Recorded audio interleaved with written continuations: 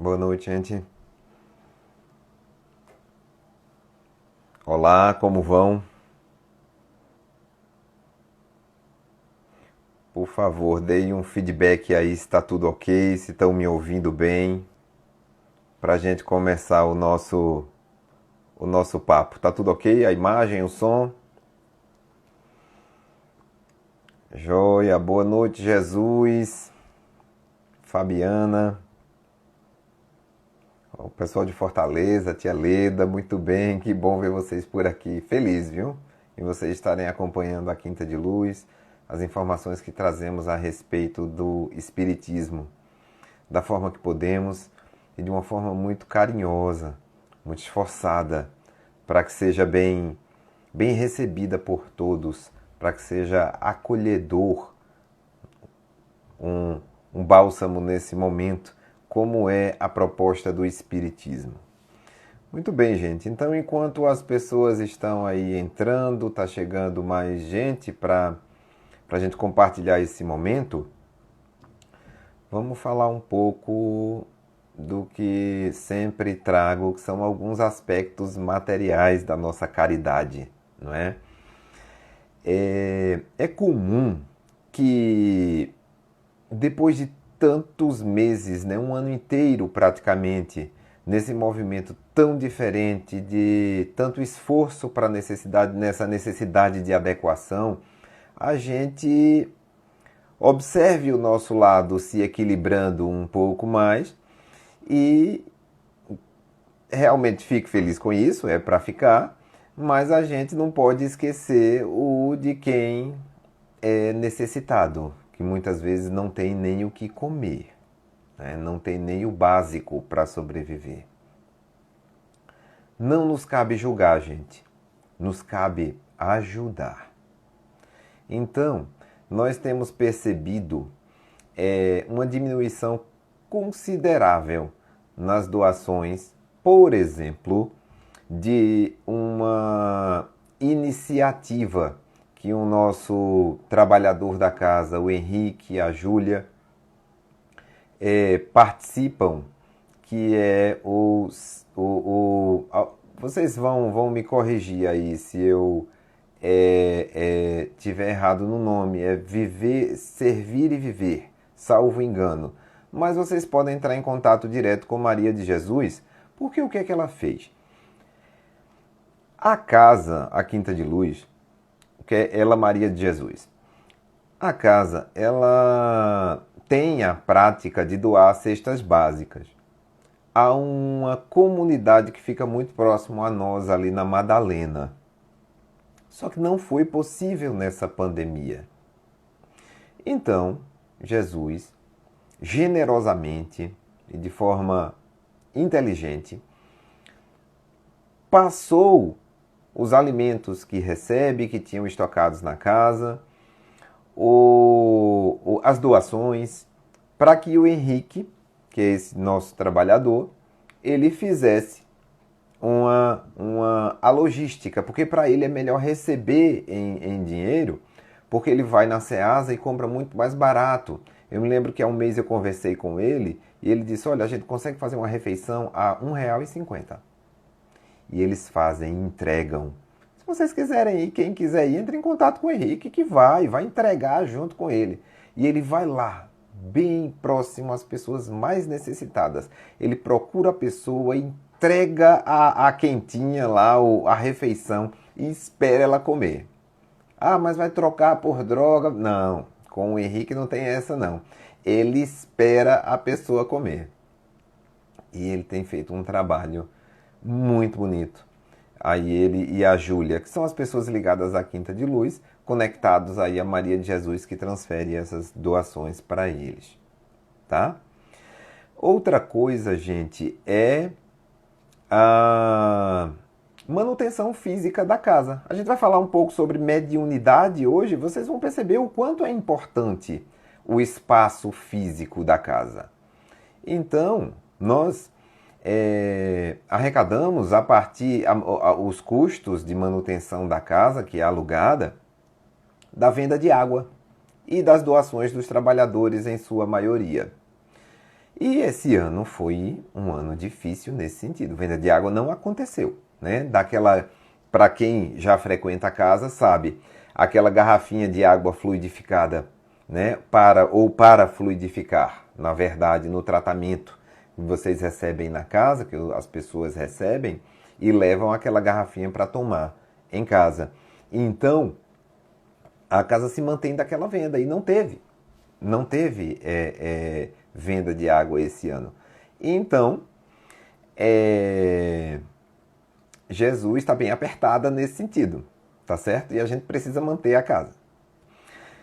E nós vamos manter sim, porque estamos lá há 18 anos nessa peleja, não é, Jesus? E tem uma live dela, tá? A live da semana passada foi de João Luiz, mas vamos falar assim, da semana retrasada, foi de Jesus falando justamente isso.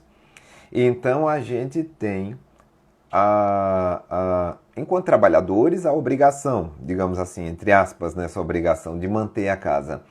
E aos pacientes, aqueles que se beneficiam, a doação é muito bem-vinda nesse sentido.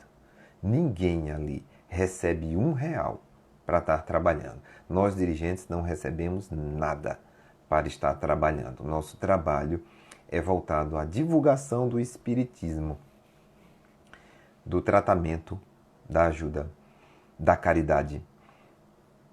E para que vocês possam ter acesso a essa doutrina tão rica, vamos falar assim, de boas energias.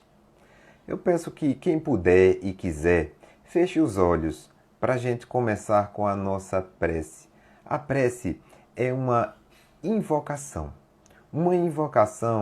de, como disse, boas energias, de fluidos, da bênção da espiritualidade, da mão caridosa, da mão tranquila, da mão que nos socorre, da mão de Deus sobre nossas vidas. Então, fechem os olhos. Pai nosso que estais no céu, santificado seja o vosso nome. Venha a nós o vosso reino, seja feito a vossa vontade, assim na terra como no céu.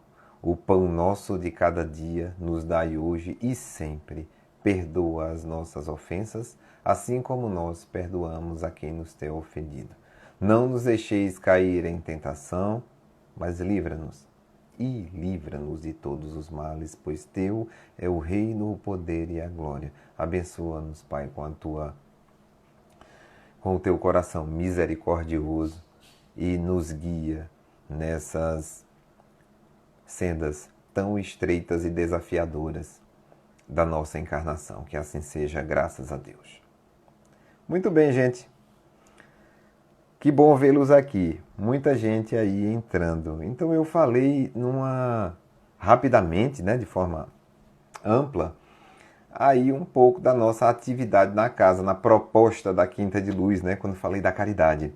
Aí eu queria pegar aí esse gancho para a gente continuar a nossa prosa a respeito da tarefa da casa nesse sentido, não é? Da divulgação da doutrina espírita. É uma das propostas da casa. Então nós nos organizamos na Quinta de Luz pedagogicamente. A gente tem um desenvolvimento mediúnico, nós temos o tratamento espiritual e nós temos a desobsessão, que são os 3 pilares que alicerçam o tratamento desobsessivo, que são os 3 pilares que alicerçam qualquer casa espírita, uma casa kardecista. Espiritismo só existe kardecista, porque espiritismo é um termo cunhado pelo Allan Kardec. O João vai falar muito bem a respeito disso nas lives deles. Vamos lá, está muito bem explicado. O João é um cara muito inteligente e transmite muito bem seus conhecimentos, tá? Sem nenhum tipo de retenção. Ele nos transmite aquilo que ele sabe e com muita alegria. E ele fala a respeito disso, né, da história do Espiritismo, do como se deu o desenvolvimento do Espiritismo pelo Kardec. Então, é uma casa espírita, a Quinta de Luz, que tem o seu texto, né, fundamental, a codificação espírita. Vamos lá, que o João fala muito bem dessas questões, o Márcio também fala sobre isso. Então, na Quinta de Luz, a gente divulga o Espiritismo a partir do seu tríplice aspecto. Eu falei nos 3 pilares, quando citei a desobsessão, o tratamento espiritual e o desenvolvimento mediúnico, que hoje a gente vai conversar mais sobre essa questão do desenvolvimento mediúnico, porque ele está inteiramente conectado à mediunidade na sua prática, né? Por isso que a gente tem que manter a casa, e para manter a casa precisa de recurso, porque é lá que os espíritos conseguem, através dos médiuns treinados. Então, o exercício da mediunidade na Quinta de Luz tem lugar, pessoa e hora certa para acontecer. E através desses médiuns, que eles preparam por anos, tá? Às vezes por encarnações. Tem médium que chega e eles já vêm em preparação. A gente tem acesso através dos nossos sentidos físicos, a ouvir, a ver, a sentir a espiritualidade, as bênçãos da espiritualidade naquela casa. E aí o Espiritismo, ele tem um tríplice aspecto. Falamos muito aqui nele. Falei na última live. Filosófico, científico e religioso.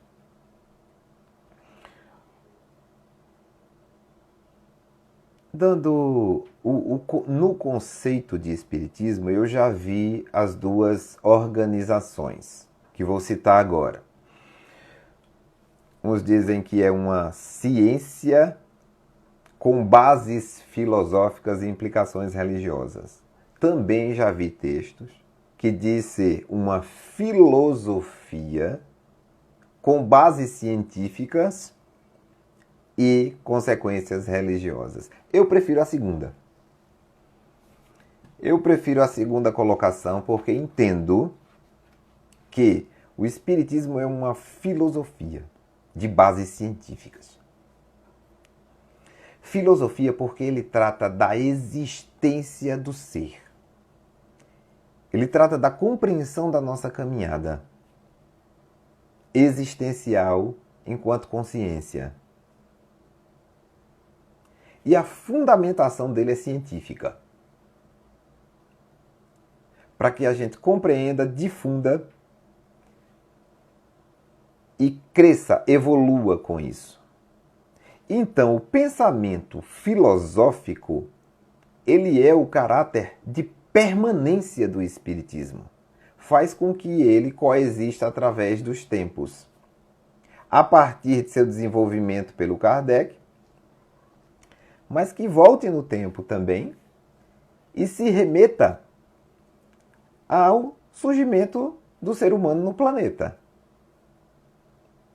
Então, acredito ser uma filosofia. A sua conexão científica lhe dá o caráter evolutivo. A ciência evolui. A ciência faz com que nós mudemos o pensamento, nós transcendemos. A gente depende da ciência, por exemplo, hoje, para uma vacina para a Covid-19, não é isso?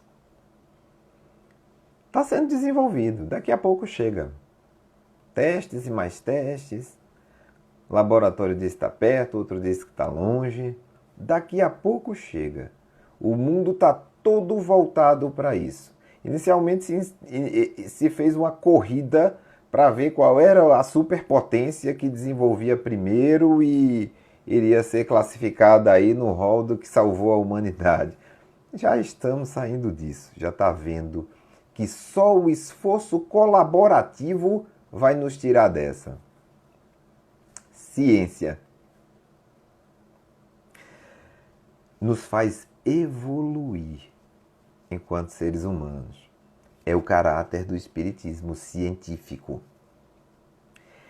E tem consequências religiosas, porque ele vai trazer a nossa existência como um todo. Não apenas como seres vivendo na matéria, mas habitando principalmente, que é a nossa verdadeira casa, fora da matéria.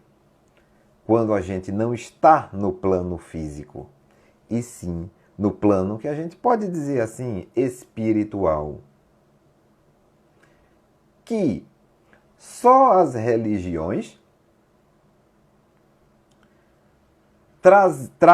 traziam conceitos extremamente dogmáticos e manipuladores, sim, a respeito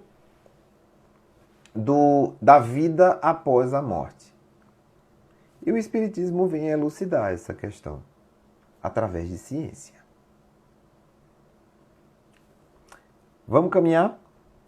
Então, a gente tem uma divisão, tá? Vou entregar o jogo aqui.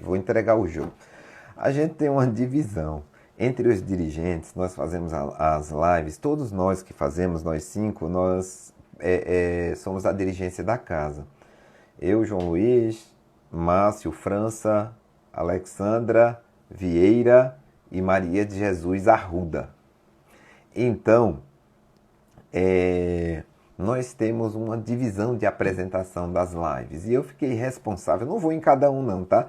Vão lá, assistam as lives deles e percebam.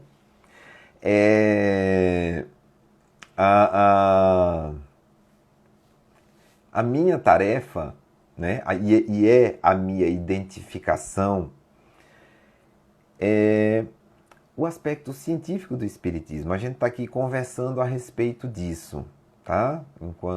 Enquanto facilitador desse momento, né? Uma vez ao mês, a gente conversar realmente sobre esse aspecto científico do Espiritismo. Mas ele vai estar presente em tudo, porque o tríplice aspecto, ciência, filosofia e religião, vai estar presente sempre que a gente estiver falando de Espiritismo. Mas o meu foco maior é justamente na perspectiva científica do Espiritismo. Eu tenho uma colinha aqui. Vou passando a minha cola para manter um foco na nossa conversa, que eu gosto muito de conversar e vou me perdendo na história. Então, veja só. Eu sempre chego e indico algum livrinho para vocês, né? E hoje eu estou com um livro aqui que é muito bacana esse livrinho. Ó. Ele chama Espaço, Tempo e Além. Ele é do Fred Alan Wolf. E eu quero ler um trechinho dele para vocês, justamente num capítulo que fala o seguinte, ó. Fenômenos paranormais. Então, o Alan Wolf, daqui a pouco eu digo quem é ele, tá? Eu leio aqui onde tem a descrição do autor. Então, o Fred Alan Wolf, ele traz o seguinte, ó, quando ele fala aqui de fenômenos paranormais, no livrinho dele aqui, Espaço, Tempo e Além. Ele diz o seguinte: fenômenos inexplicáveis, psíquicos, parapsicológicos, bombardeiam nosso universo. As explicações aqui apresentadas são descrições de físicos visionários. Elas não são a razão pela qual. São apenas uma visão temporária das coisas, examinadas dentro do espaço-tempo. Estas explicações mudarão à medida que o mundo for mudando. Os eventos inexplicáveis aqui descritos, inexplicáveis entre aspas, desafiam a física clássica, mas estão dentro do âmbito do entendimento da nova ciência. Eu vou fazer uma pergunta, nem precisam responder, não vou ficar esperando não, senão pode ser uma gafe, mas vê. Esse conceito que eu acabei de ler é atual para vocês?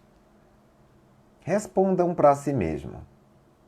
Parece um conceito atual, é interpretado como sendo atual? O Alan Wolff escreveu esse livro em 1975. Tá? Aí se vão 45 anos.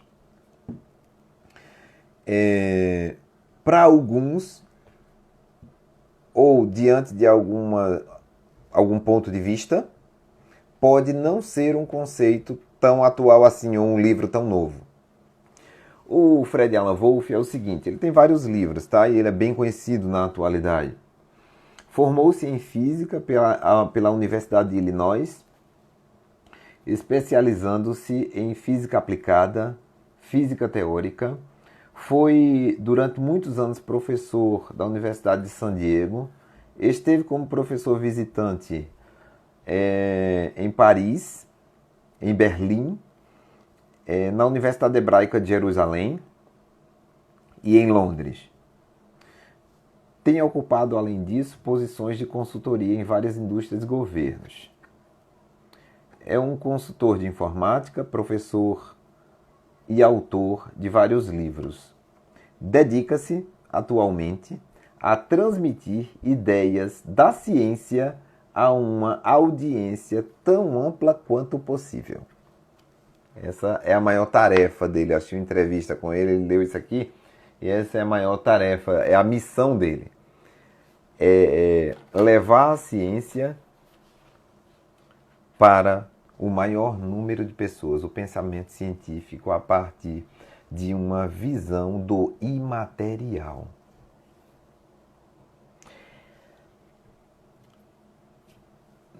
Um determinado ponto do nosso momento histórico, a ciência se tornou muito materialista, voltando-se para o que a gente chama do quantitativo. O qualitativo, a sua outra vertente, foi deixada um pouco de lado. Só que há alguns anos isso tem se equacionado.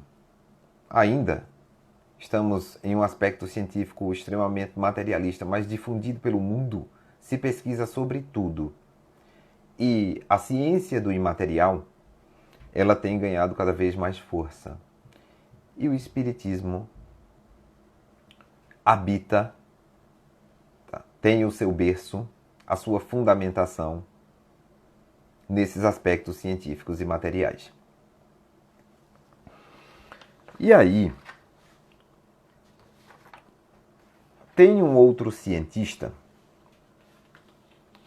muito aí conhecido nosso, o Albert Einstein, que ele disse o seguinte: a ciência sem a religião é manca, e a religião sem a ciência é cega.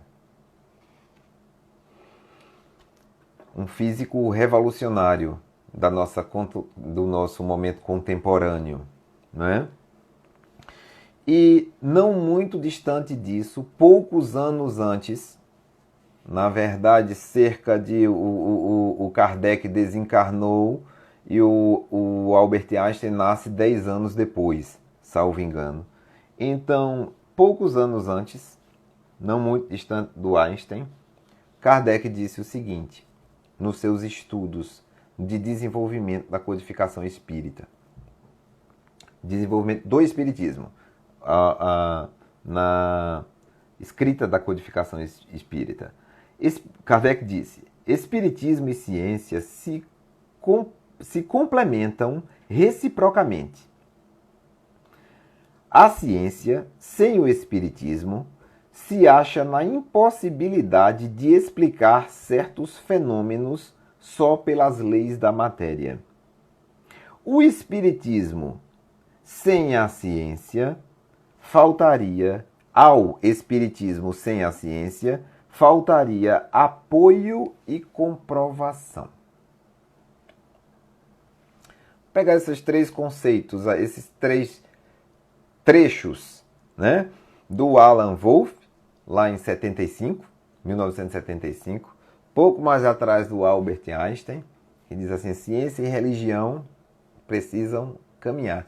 E o que o Kardec falou.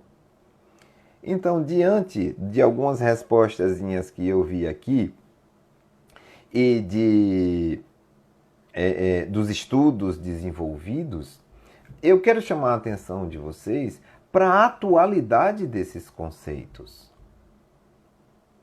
Para a necessidade urgente da gente observar essa ciência do imaterial, essa ciência evolutiva, essa ciência engrandecedora, baseada, sabe em quê? Na caridade.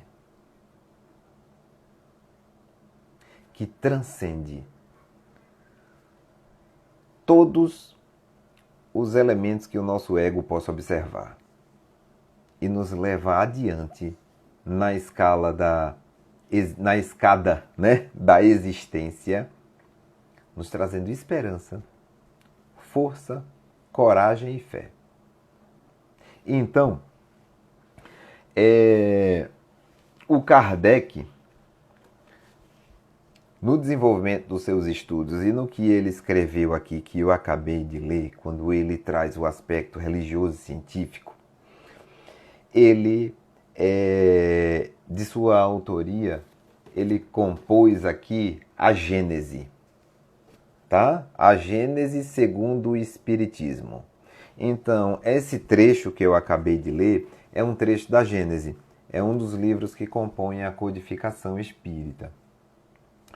E a Gênese é justamente esse elo de ligação, tá? É esse ponto de amarração entre ciência e religião.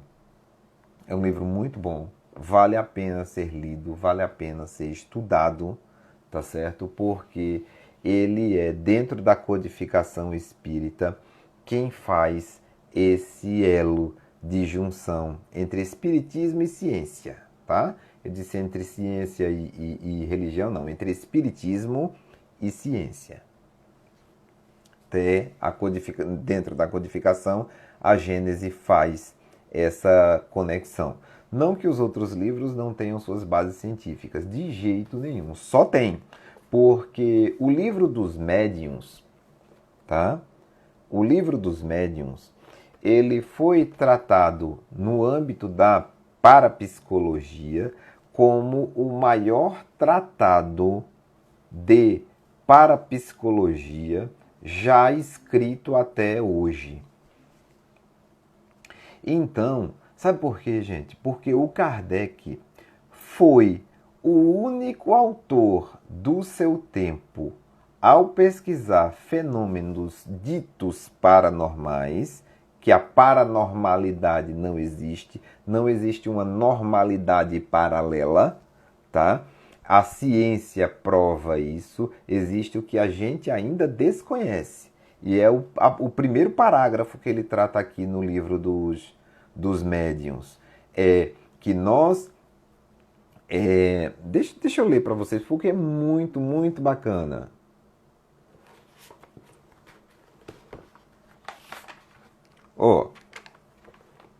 A dúvida, a pergunta é: existem espíritos? Capítulo 1, a primeira pergunta feita aqui. Existem espíritos?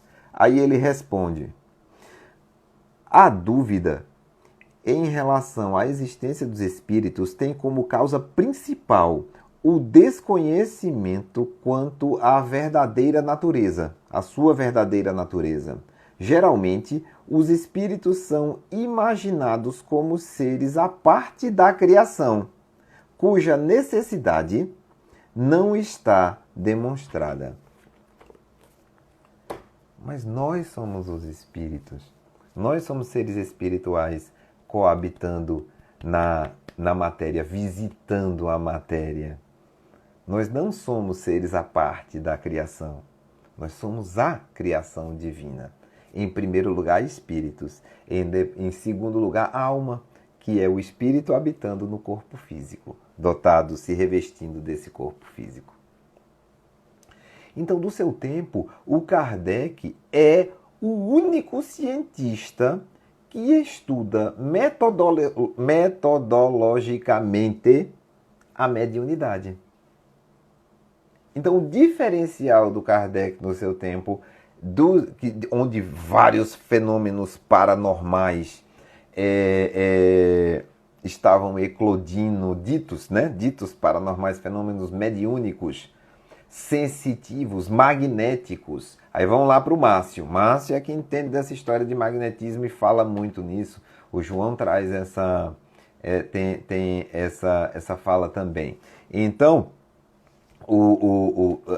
no mundo eclodindo esses fenômenos, e o Kardec vai estudar a mediunidade, como se dá a ligação, de onde esses fenômenos vêm.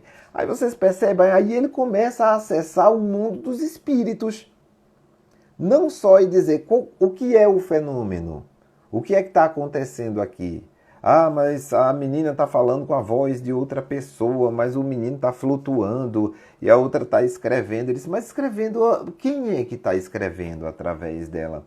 E onde está essa consciência? De onde vem esse estímulo para que a pessoa aqui manifeste algo que não pertence à sua natureza intrínseca, e sim a outra mente? E aí ele acessa o plano espiritual. E aí ele começa a ter contato com essa realidade espiritual. Não do ponto de vista da própria sensitividade, tá? Mas as suas pesquisas vão adentrando esse universo. E aí ele escreve o Livro dos Espíritos, tá? O dos médiuns veio depois, tá? É a explicação da faculdade de comunicar os espíritos. Agora, o Livro dos Espíritos foi o primeiro livro escrito pelo Kardec, tá? É a pedra fundamental do espiritismo, onde ele vai, através desse acesso que teve, né, guiado pelos espíritos, ele vai narrar ali pergunta e resposta sobre como os espíritos veem o nosso mundo e como veem o mundo deles e de que forma esses mundos se interconectam. E aí tem a pergunta, né? A pergunta que não se cala, não é que não quer calar, é a pergunta que não se cala, que todo mundo faz. Todo mundo é médium. Vejam,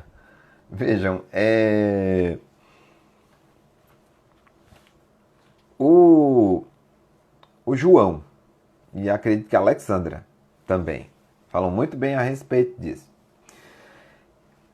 Vamos lá, conceitos atuais, tá? De médiums extremamente ativos, conscientes, desenvolvidos, tá?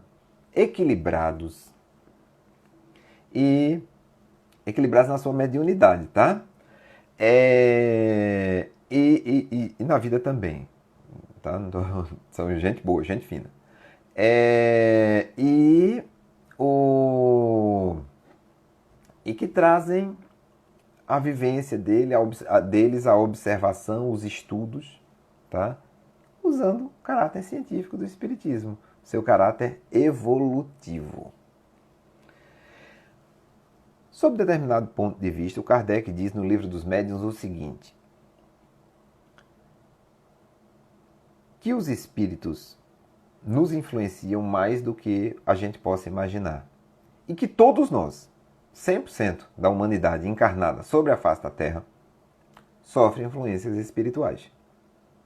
Logo, aí teria um quê de mediunidade acontecendo, que é a comunicação entre os mundos, tá? Porém, no conceito prático da mediunidade, que é o ser encarnado intermediando a comunicação dos espíritos, não. Nem todo mundo será médium, nesse sentido. Tá? Então, para que a mediunidade aconteça, é preciso desenvolvimento. Ou questões já trazidas com o indivíduo,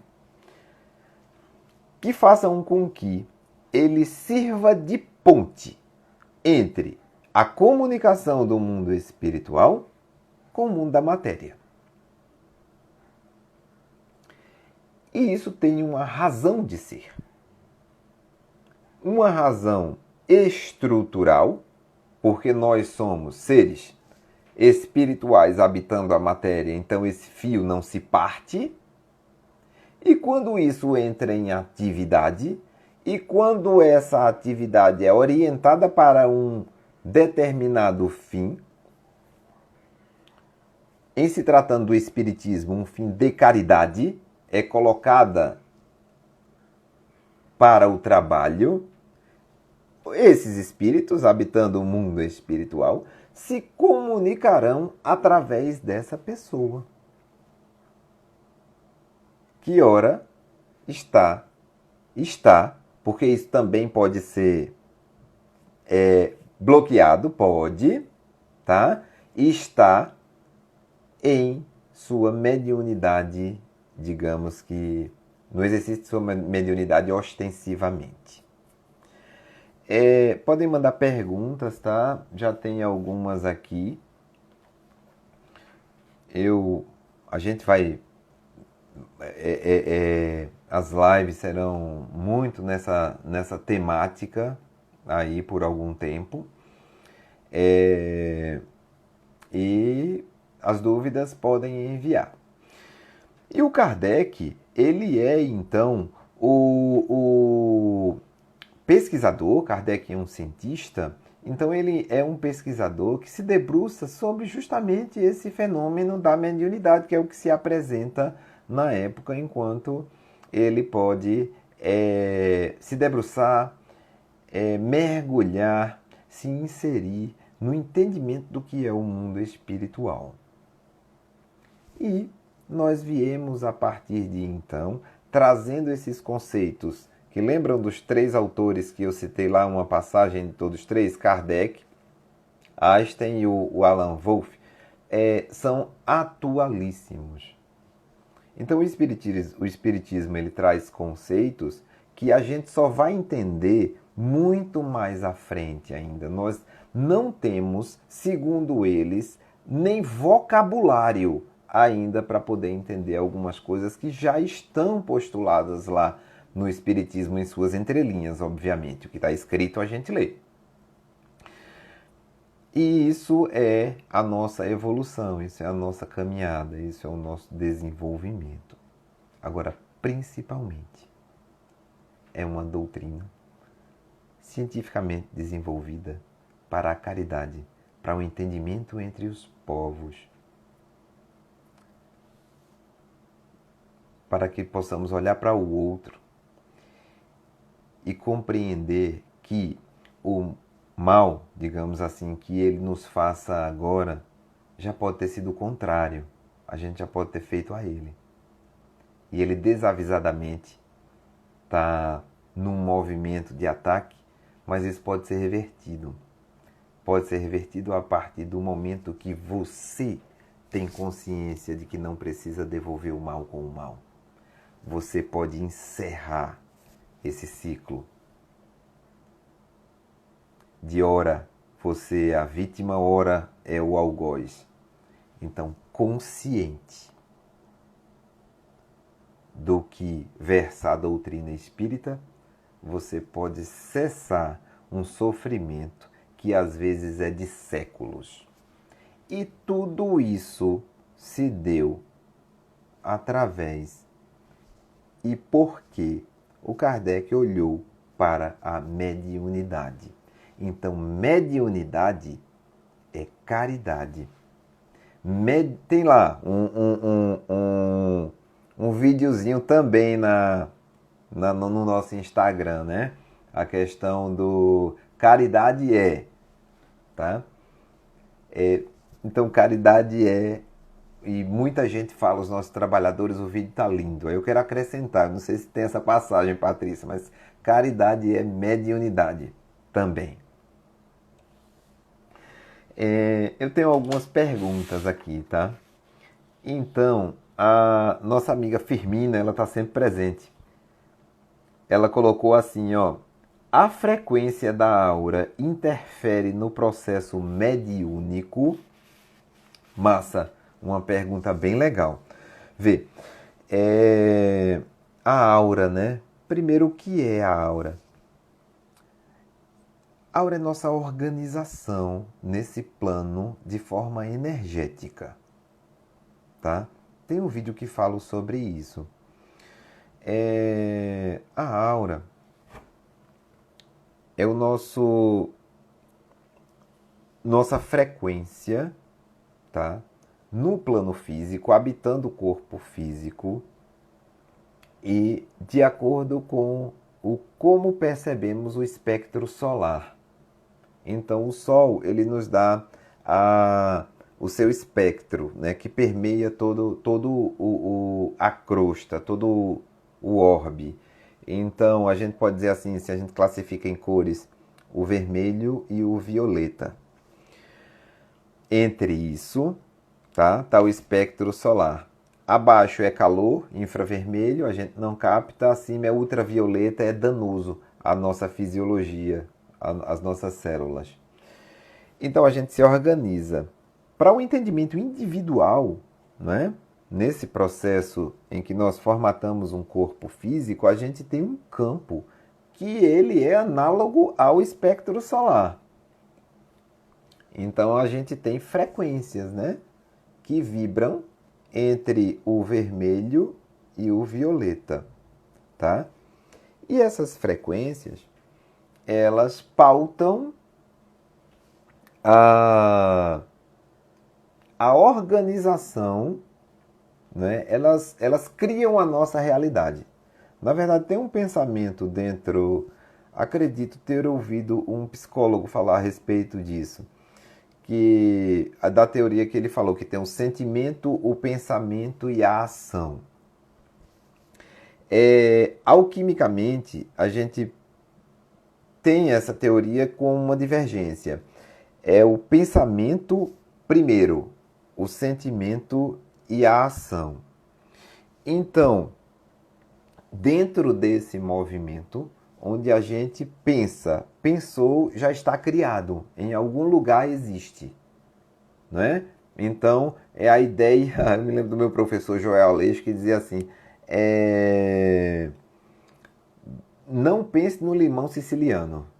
Já está todo mundo com água na boca, né? Não pense você espremendo assim o limão siciliano na boca. Aí já está todo mundo babando nessa altura, né? Então não tem como. Pensou, ele já existe. O teu corpo já produz até a química para digerir, né? Já fica de água na boca. Então, o pensamento cria a realidade. A nossa aura, ela reage imediatamente ao pensamento, já promovendo o trânsito de elétrons e a organização do espaço para criar essa realidade. Então, Firmina, diante da tua pergunta, para não me estender tanto no conceito de aura, veja só, a frequência da aura interfere no nosso processo mediúnico. Então, as frequências, eu vou botar no plural a tua pergunta. Aí você me diz, né? Claro, né? Claro que sim. Porque imagine o quanto de frequência a gente não gera nesse espectro aí individual, nesse halo, né? Que não é campo eletromagnético, tá? É mais que ele. Ele está incluso na aura, mas é mais que ele.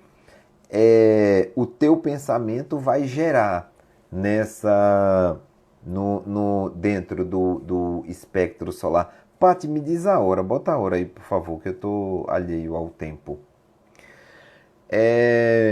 Então, O interfere sim, sendo a comunicação mediúnica, você trouxe uma perguntinha aqui, obrigado.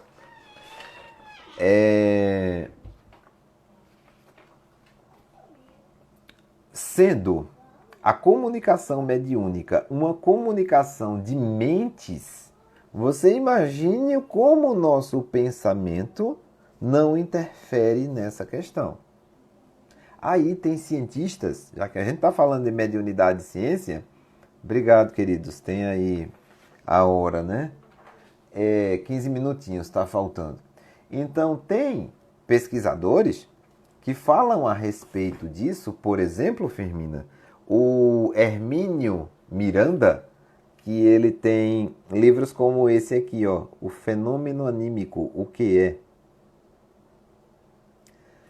É justamente que eles vão falar a respeito, ele vai falar a respeito de como a frequência de pensamento, que a gente pode traduzir que será uma frequência que logicamente estará na aura, interfere na nossa comunicação mediúnica. Então sim, é a resposta. Outra perguntinha aqui. Continua, da Firmina, tem outra pergunta. A mediunidade depende de fatores biológicos, energéticos, para ser desenvolvida? Eu vou botar assim, biológicos e energéticos, né? Porque o biológico em si, ele tem o campo eletromagnético, tem a energia que as células produzem, né? E aí seria a geração de energia a partir da célula. Aí a manutenção do corpo físico, né? Agora eu entendo a tua pergunta como sendo assim, depende de características fisiológicas específicas para o seu desenvolvimento? Não. São características psicoenergéticas. Fisiológicas é só a capacidade de se comunicar de alguma forma. Então, a respeito de experiências com mediunidade, já vi muita coisa, né? Pessoas com alguma deficiência física, pessoas com comprometimentos de saúde mental, pessoas... E isso ser revertido durante o processo de comunicação naquele momento. Ser revertido totalmente, não, durante o processo de comunicação. O espírito conseguir se comunicar através daquela pessoa, por exemplo, que tinha uma deficiência. E isso acontece muito quando a gente vai falar da mediunidade conectada à saúde, né?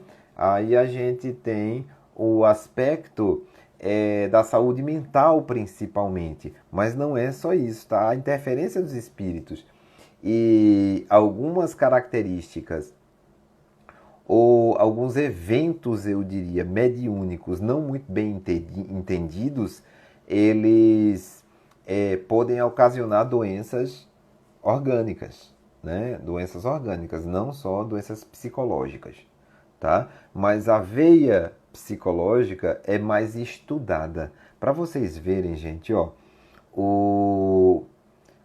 é uma cidade de São Paulo, Franco da Rocha. O Francisco Franco da Rocha foi um médico psiquiatra, tá? Responsável pela difusão da psicanálise no Brasil, os conceitos do Sigmund Freud. Então ele foi, e ele tem muitas cartas trocadas com o Freud. E essas cartas estão sendo estudadas na universidade que recebe o nome dele, na residência de psiquiatria. E muitas delas, tem um pesquisador envolvido nisso, muitas delas falam de mediunidade, da influência dos espíritos na saúde mental. Cartas do Freud falando isso, trocadas com o Franco da Rocha. O próprio Código Internacional de Doença, ele tem um item que ele cita a possessão. Então está no CID, no Código Internacional de Doença, tem a possessão. Só que possessão, vocês podem perguntar mais a Márcio a respeito disso, que entende dessa questão da desobsessão profundamente. Ela é uma possibilidade obsediativa, melhor se diz assim, tá? O obsediamento no adoecimento causado pelo obsediamento, na investida de espíritos desavisados ainda muito presos no mal, existe sim a possessão, mas ela é uma possibilidade. O Espiritismo fala sobre diversas delas. Entenderam? Quando eu disse lá atrás assim, tem eventos, tem questões que o Espiritismo traz que a gente só vai ter na nossa ciência o entendimento mais lá adiante. Então, o Espiritismo já traz uma lista, uma série de influência que pode ocorrer num processo obsediativo. E o Código Internacional de Doença, que fala de todas as doenças de uma forma padronizada, universalizada, fala de uma só. Mas vai chegar lá, porque nós temos cientistas empenhados nessa função. Tem uma pergunta aqui muito bacana, que eu vou deixar para o final. É da Claudina Souza. Ela diz assim, ó: o que os espíritas acham da pandemia? Tem, não é, Pátio, o doutor Sérgio Felipe de Oliveira. Ele estuda a mediunidade, aí sim, Firmina, a fisiologia da glândula pineal, de cristais de apatita, que se refratam dentro da nossa glândula pineal e fazem com que a gente tenha acesso a vidas passadas. E quem sabe vidas futuras? Quem disse que a mediunidade só comunica ou só dá acesso a quem nós fomos? Por que não a quem seremos? Estudo, ciência. Quem sabe a gente chega lá. Acredito que sim. Um outro pesquisador muito interessante aqui, o Hernani Guimarães. Fantástico! Esse é ciência pura dentro do Espiritismo, tá? Vamos lá, leiam o Hernani Guimarães. Tem uma perguntinha que foi entregue aqui pela Daci, que é o seguinte: como explicar o Alzheimer dentro da espiritualidade? A doença de Alzheimer, não é isso? Acredito que seja, da Maria do Socorro, tá? Socorro, veja, qualquer doença degenerativa, ela surge com o tempo, né?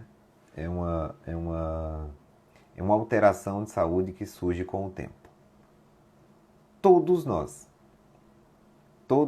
vamos passar por algum movimento de debilidade em algum momento da vida. Primeiro porque a gente precisa morrer de alguma coisa, né? Ninguém vai ficar aqui para sempre. Então, a gente vai desencarnar por algum motivo. Geralmente, se visualiza, né, meio que um desejo, é chegar à longevidade, né, é ser longevo, é viver muito tempo. Isso significa que em algum momento nós vamos cansar, né? Em algum momento a gente vai... nossos órgãos... eu tinha um professor que ele dizia assim: o sonho o sonho da morte é a falência múltipla dos órgãos, né? Porque a gente simplesmente cansa, dorme e não acorda mais. E então, tem 5 minutos ainda aí, né, Paty?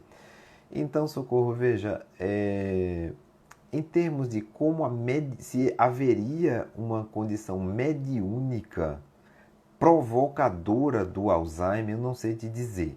Eu sei que obsediativa há a provocação de muitas doenças, tá?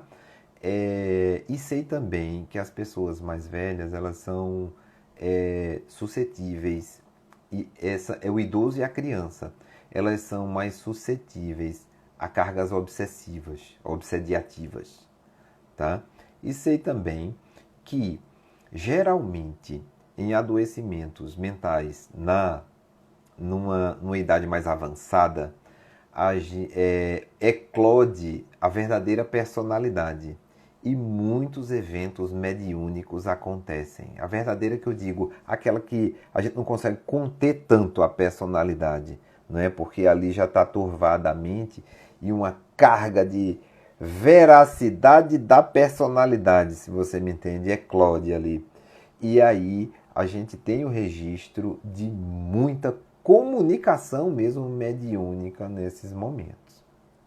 Agora, o quanto isso provoca, o quanto a mediunidade pode provocar, realmente eu não sei. Como eu lhe conheço, eu vou pesquisar mais um pouquinho e te respondo depois. Gente, a pergunta aqui para a gente finalizar da nossa querida Claudina Souza, que diz o seguinte: o que os espíritas acham da pandemia? Momento de evolução, de parada, de reflexão, de entendimento, de avanço, de revisão dos conceitos pessoais internos, de ação diferente perante o mundo nessa conduta tão destrutiva que a gente se colocou diante do nosso planeta. Eu acho isso enquanto espírita. Eu não sei se os outros espíritas acham isso também. Alexandra tem um vídeo que ela fala de desencarne coletivo, onde ela traz uma questão que ela diz o seguinte: apesar de os desencarnes serem semelhantes, né, por um adoecimento semelhante, eles são experiências individuais. Se nós não estamos agora no nosso momento do desencarne, que esse momento, então, de outras pessoas sirva para nós de exemplo. Não é? Jesus botou aí, ó, respeito, de preservação, solidariedade com aqueles que perderam os seus, de cuidado. Não acabou ainda. A pandemia não acabou e tem muita gente se comportando como se tivesse acabado. Isso gera energia mental, lembra lá da resposta, para que o vírus encontre campo para atuação, porque ele entende que, a egrégora dele entende que não cumpriu o papel ainda. Então, é um momento onde a gente deve se voltar para nós e para o outro com um olhar extremamente atencioso, caridoso, benevolente, pacífico. É um momento onde a gente olha para o outro na sua necessidade e localiza em nós algo que o como a gente possa ajudá-lo. É um momento de ensinamento. É um momento de evolução. Tem muita coisa boa acontecendo também diante disso tudo. Querida, eu não sei se respondi a sua pergunta, mas foi o que me veio ao coração, né? E a boca fala do que o coração está cheio, então foi isso aí. Espero, dentro desse nosso momento de conversa, realmente eu não trago uma temática de aula, mas de conversa, a gente ter tido aí um bom momento, uma boa troca. Estejam em paz, fiquem com Deus, se cuidem e até o nosso próximo encontro. Espero que o Pai Maior os carregue na palma das mãos. Até nos vermos novamente. Um beijo grande a todos. Tudo de bom.